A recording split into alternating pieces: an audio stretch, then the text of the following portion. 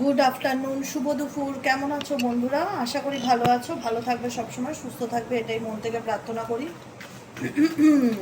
আজকে card reading করছি, কিন্তু ফেস দেখাবো না আজকে।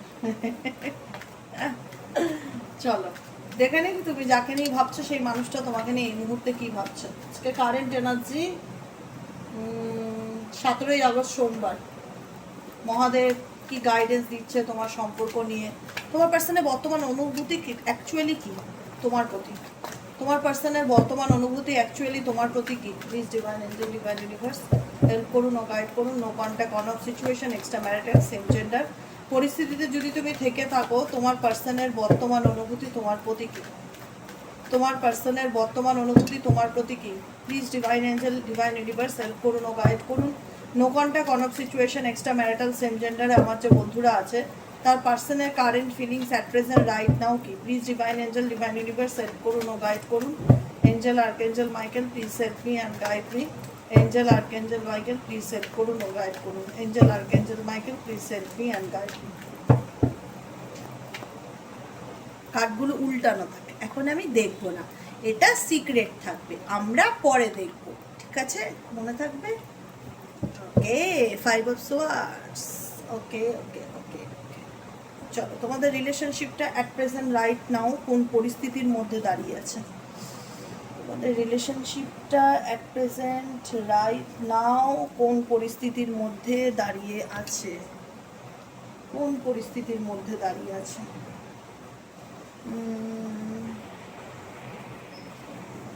চলো দেখে নেবো তোমাদের রিলেশনশিপটা বর্তমানে কোন পরিস্থিতির মধ্যে দাঁড়িয়ে আছে। Please divine angel, divine universe help করুন ও গাইড করুন।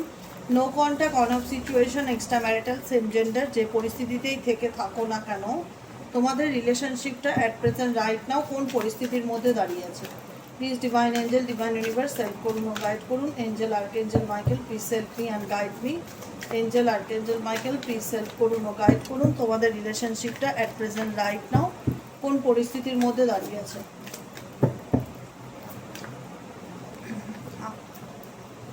এরকম থাক।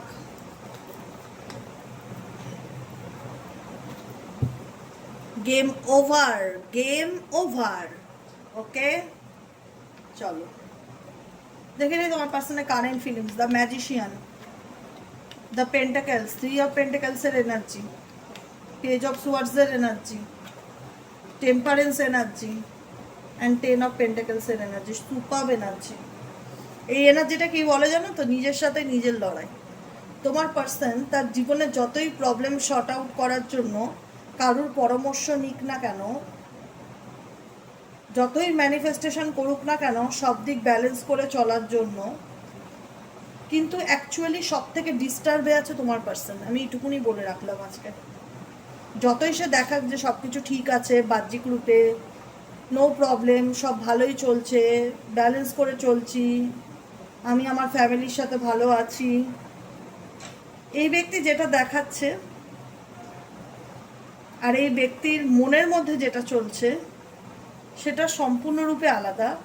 কারণ এই ব্যক্তি তার নিজের লাইফে কোনো কিছু ম্যাজিশিয়ান এনার্জি এসছে, কোনো কিছু ম্যানিফেস্ট করতে চায়, কোনো চেঞ্জ আনতে চায়, কোনো পরিবর্তন আনতে চায়, বা সবাইকে মানে হয় না যে সে চায় তার ইচ্ছে তো সব কিছু হোক, বা তার ইচ্ছে মতন সব কিছু চলুক।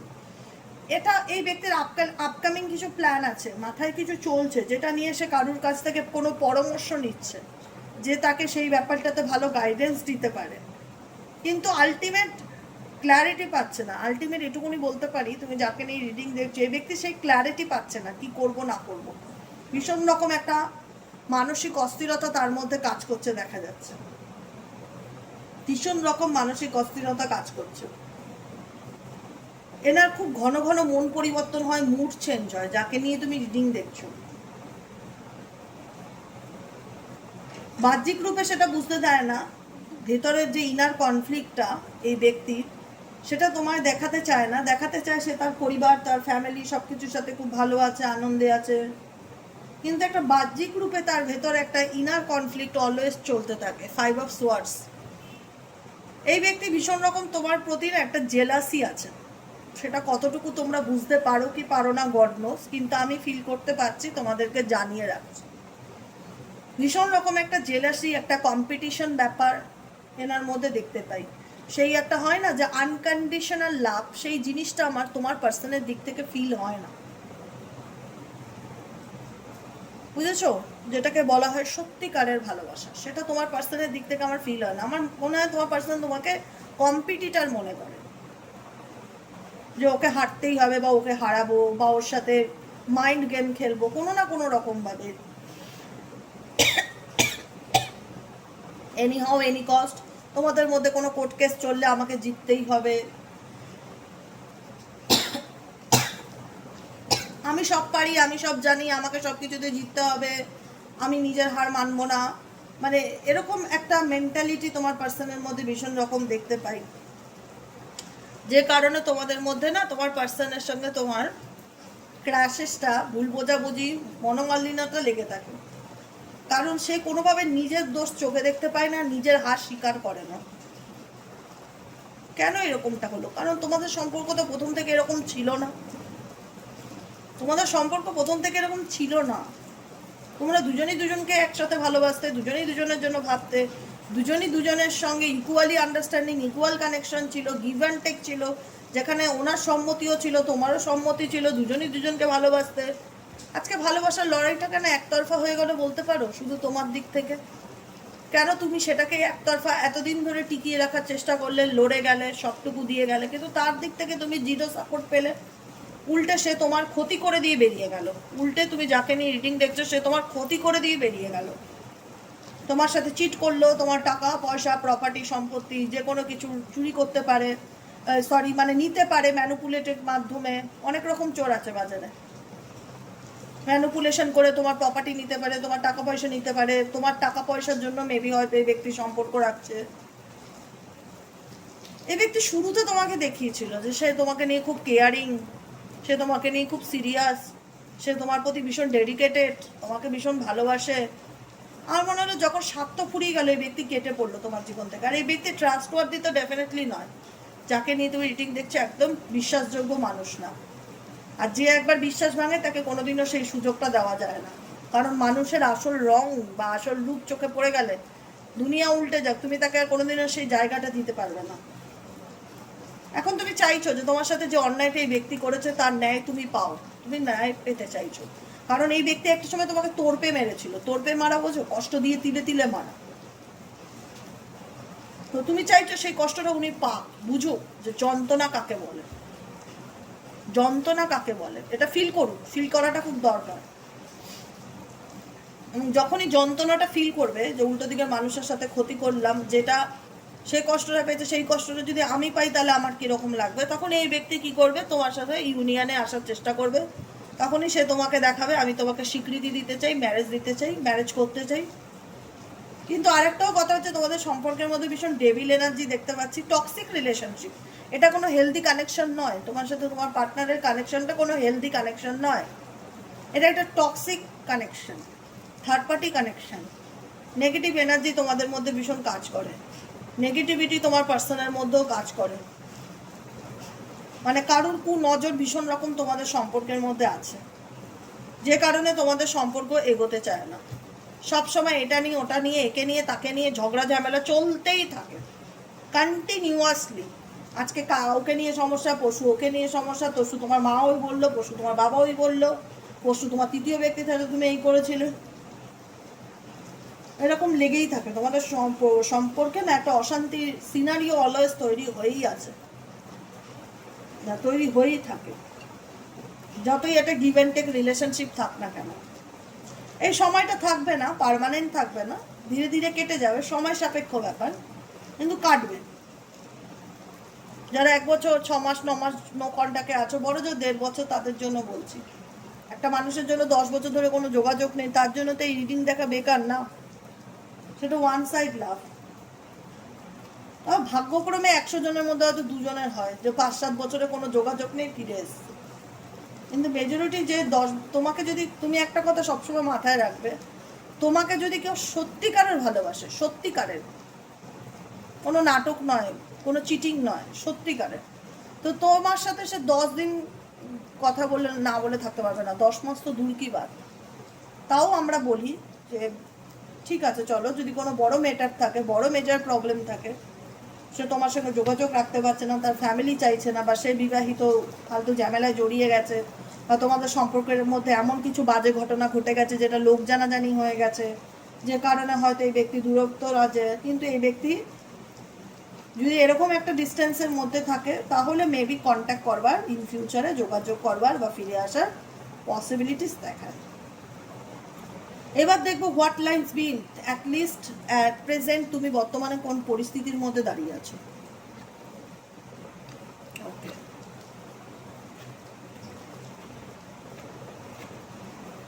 ওকে, আচ্ছা, বর্তমানে তুমি যে পরিস্থিতির মধ্যে দাঁড়িয়েছো, তোমার এই কথাটা প্রথমেই বলতে ইচ্ছে করে যে আমি একটা সময় তাকে সত্যিই ভালোবাসতাম।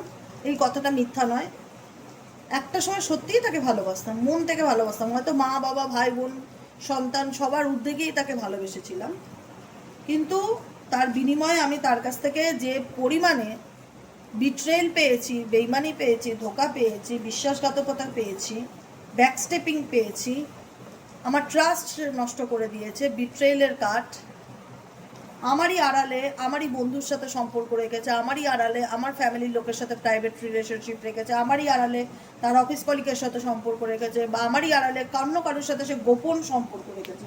এখানে গোপন সম্পর্ককে ইন্ডিকেট করে প্রাইভেট রিলেশনশিপ।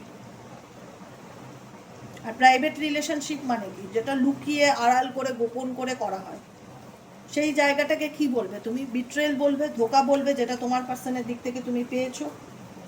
যে মানুষটাকে একটা সময় তুমি সব থেকে বেশি ভালোবাসতে, যাকে তোমার মনে হতো যে এই আমার শুরু, এই আমার শেষ, একে দিয়ে মানে জীবনের পরম পাওনা যাকে মনে হয়, টাকা নিয়ে ফিল হচ্ছিল, এখন তুমি তার ব্যাপারে সবটুকু জানো, অলরেডি নোয়িং দ্যাট তার ব্যাপারে A to Z, সে কেমন মানুষ, তার পুরো হিস্ট্রি তোমার কাছে এখন খুব পরিষ্কার।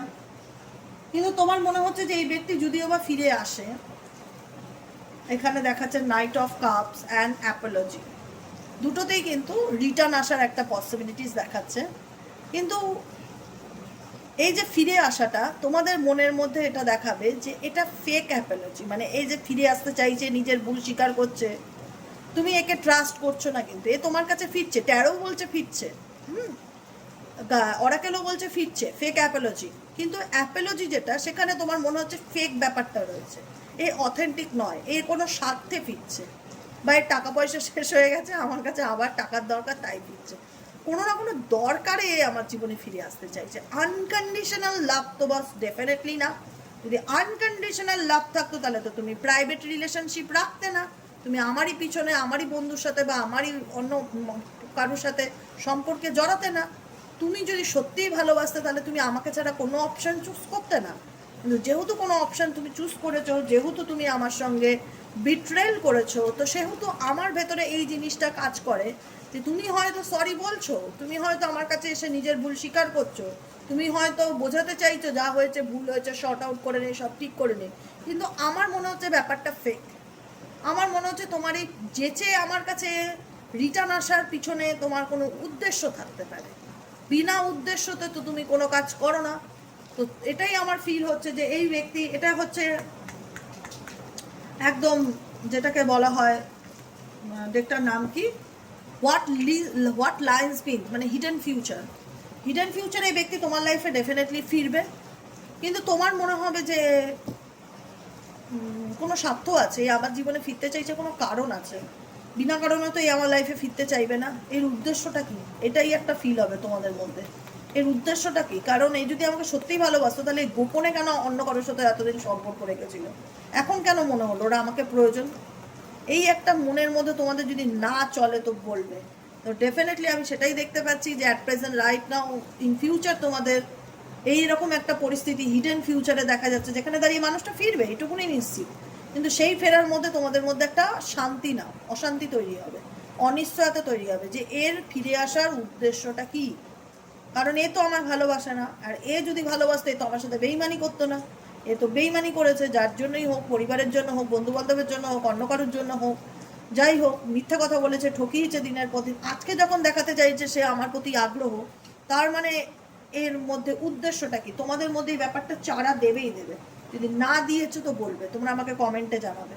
যে কারণে তোমরা আর এটাকে অনেকেই চাইবে না যে আর সামনের দিকে এগোক, মানে একটা হয় না যে কারোর আসল রূপ দেখে নিলে না তারপরে আর তার সাথে সত্যি কথা বলতে মিশতে ইচ্ছে করে না। সিরিয়াসলি আমারও তাই। আসল রূপ যেই দেখে নিলাম তারপরে আর মিশতে ইচ্ছে করে না, কারণ এই সম্পর্কটাকে নিয়ে তুমি অনেক স্বপ্ন দেখেছিলে, আর সেই প্রত্যেকটা স্বপ্ন হাতে ধরে তোমার পার্সন নিজের হাতে ভেঙে চুরমার করে দিয়েছে প্রত্যেকটা স্বপ্নকে, যে কারণে তোমার মনে হচ্ছে যে আর নয়, এনাফ ইজ এনাফ, এবার এটাকে এখানেই এন্ডিং করে দেওয়া ভালো। তার আমি কোনো রকম নাটক এন্টারটেইনমেন্ট আর আমি আমার লাইফে সহ্য করতে পারবো না। আমি চাই না সে ফিরে আসুক, কারণ তার ফিরে আসার মধ্যেও আমার একটা অবিশ্বাসের জায়গা কাজ করবে যে সে কেন ফিরতে চাইছে, তার উদ্দেশ্যটা কি। এবার যাদের ক্ষেত্রে ধরো কোনো রকম একান্তই কোনো অপশন নেই, পরিবার আছে, সন্তান আছে, স্টেবিলিটি নেই, তাদের ব্যাপারটা আলাদা। কিন্তু যারা বুদ্ধিমান, একটু বুদ্ধি যদি কাজে লাগাও, তারা বুঝবে যে যে মানুষ কাউকে প্রকৃতত্ব ভালোবাসে, দুনিয়া ইধার সে উধার হয়ে যায়, সে কোনোদিন তার হাত ছাড়ে না। তুমি ছেড়ে দিয়েছিলে তোমার পার্টনারের হাত? করেছিলে বেইমানি? করনি তো। এত কিছুর পরেও কষ্ট পেয়েছো, টিকিয়ে রাখার চেষ্টা করেছো একতরফা, যে সম্পর্কটাকে যেভাবে হোক বাঁচাতে হবে, কিন্তু তার সাপোর্ট কি পেয়েছিলে? পাওনি। অতএব এখন যখন সেই কষ্ট থেকে বেরিয়ে আসছো বা নিজেকে একটা জায়গায় এনে দাঁড় করাচ্ছ, তারপরে যদি এই ব্যক্তির হঠাৎ করে মনে হয় যে তোমাকে তার প্রয়োজন, সে তোমার লাইফে এন্ট্রি নিতে চাইছে, তো তোমার মধ্যে তো একটা প্রশ্ন কাজ করবে, যে অসময় আমার পাশে দাঁড়ালো না, যে দুঃসময় আমার পাশে ছিল না, যে আমাকে অন্ধকারে ধাক্কা মেরে ফেলে দিল, দুটো বাচ্চা নিয়ে জলে ফেলে দিল, সংসার ছেড়ে চলে গেল, খোঁজ খবর নেই, কিভাবে খাবো, কিভাবে বাচ্চা মানুষ করবো, কোনো ঠিক নেই, আজকে সে ফিরে আসতে চাইছে, উদ্দেশ্যটা কি তার? মানে সে মানে কোথাও না কোথাও এই ব্যাপারটা ফেক না তো, এটা তোমাদের মধ্যে ডেফিনেটলি ফিল হবে। যে কারণে তোমরা এই ব্যাপারটাতে না খুব একটা, অনেকেই আছো, সবাই না, অনেকে আছো, মেজরিটি পার্সন আছো যে এটাকে আর কন্টিনিউ করতে চাইবে না। তোমাদের মন বলবে যে না, এনাফ ইজ এনাফ, এটা স্টপ হয়ে যাক, আর ভালো লাগছে না। মানে আমি আর ঠকবো বলে কি আমি এই পৃথিবীতে জন্মেছি? আমি সিরিয়াসলি আর ঠকতে চাই না, এই কথাটা না তোমাদের ভেতর থেকে ফিল হচ্ছে যে আমি যে কটা দিন বাঁচবো ভালোভাবে বাঁচবো, আমি আর ঠকবো না। মানে জেনে বুঝে নিজেকে ঠকানো, কষ্ট দেওয়া, যন্ত্রণা দেওয়া, এগুলো আর আমার পক্ষে সম্ভব না। তো এটাই দেখতে পাচ্ছি, আজকে শ্রাবণ মাসের সোমবার, লাস্ট সোমবার, মহাদেব ঢেলে জল দিচ্ছে, মহাদেবের মাথায় যত জল দিচ্ছে সবাই আজকে সব রিটার্ন দেবে আজকে। মহাদেব আজকে সব জল রিটার্ন দেবে, যে তোরা আমাকে এত ঠান্ডা লাগিয়েই ছাড়বি, এত জল দিচ্ছিস, এত দুধ দিচ্ছিস, সব ফেরত যাবে, সব তোদের কাছে ফেরত যাবে। আজকের বৃষ্টি নন স্টপ বৃষ্টি, বন্ধ হচ্ছে না, এমন বৃষ্টি হচ্ছে মনে হচ্ছে রাস্তাঘাট গলিগুলি সব জলে ডুবে যাবে, সেরকম একটা মানে বৃষ্টি। মানে যা জল দিচ্ছ সেটা আবার মানে বলে না উপরের দিকে যা দেবে সব নিচে আসবে, মানে মহাদেবের কাছে যা দিচ্ছ মহাদেব ধরে রাখছে না, সব আবার তোমাদের কাছেই ফ্লো করছে সেই জলগুলোকে, সব ওটা হচ্ছে ইউনিভার্সাল ব্লেসিংস। এই বৃষ্টির জলটা, এগুলো খুব ভালো, কিন্তু জানো এই বৃষ্টির জলটা ধরে রাখা খুব ভালো।